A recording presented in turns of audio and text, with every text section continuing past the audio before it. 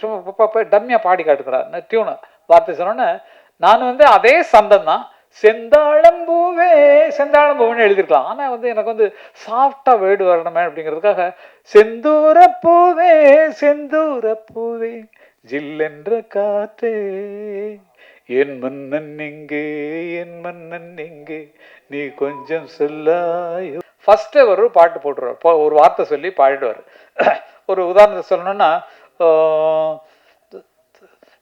மாங்குயிலே மாங்குயில மட்டும் வந்துடும். மாங்குயிலே தன்னைத்தானே பாடுவார். அப்போ அந்த மாங்குயிலை பிடிச்சி நம்ம போனோம். அப்போ மாங்குயிலே பூங்குயிலே செய்தி ஒன்று கேளு ஒன்ன மாலையிட தேடி வரும் நாள் எந்த நாள்.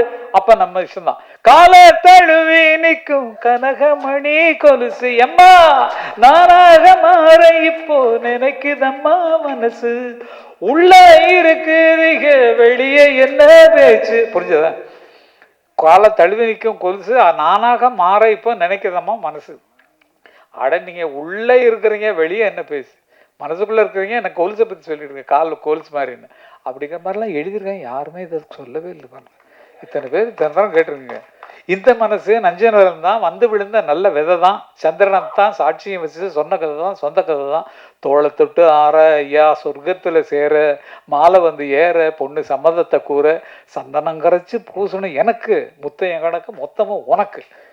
சிந்திய வெண்மணி சிப்பியில் முத்தாச்சு என் கண்ணம்மா செந்நிற மேனியில் என் மனம் பித்தாச்சு சேலாடும் கண்ணில் பாலூரும் நேரம் செவ்வானம் எங்கும் பொன் தூவும் கோலம் சிந்திய வெண்மணி சிப்பியில் முத்தாச்சு.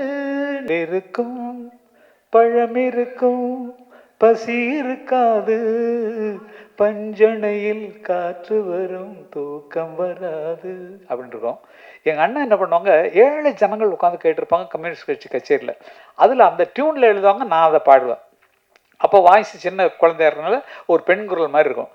ஏர் பிடிக்கும் உழவனுக்கு நிலம் இருக்காது எந்திரமாய் உழைத்திடுவான் பலன் இருக்காது கட்டிடங்கள் உயர்த்திடுவான் கலையழகோடு ராவில் கண்ணுறங்க தனது சொந்த வீடு இருக்காது தறி பிடித்தே உடை குவிப்பான் சாயம் விடாது நொந்த தனதுடலை மறைக்க நல்ல துணை இருக்காது. ஓஹோ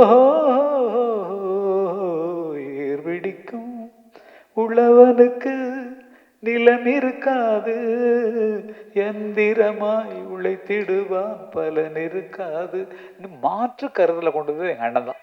இது ஏழை மக்கள் பார்த்துட்டு கண்ணீர் வெடிப்பாங்க. அவங்க நிலைமை ஆமையா நம்ம இப்படி இருக்கோம் அப்படின்னு சொல்லி சிந்தனையை கொண்டு வந்தவர் எங்கள் அண்ணன் பட்டுக்கோட்டை கல்யாணஸ்தரம் தான்.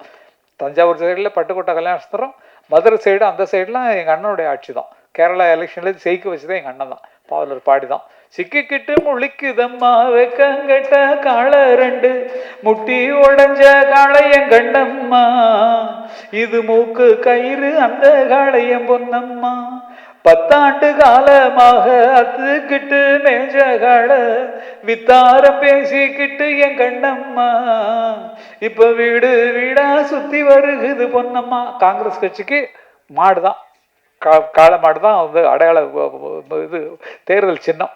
அதனால சிக்கிக்கிட்டு முடிக்குதுமா வெக்கங்கட்ட காளை 2ன்னு எழுதி புரட்சியை ஏற்படுத்தினவர். அழற பாட்டு போட்டாங்கன்னா ஐயோ அந்த மாதிரி அழுது ஜனங்கள் அழுது நாங்கள் பார்த்துருக்கோம்.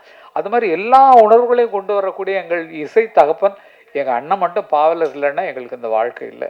நோ இசை உலகம், நோ பாட்டு எழுதுறது, நோ பாடுறது.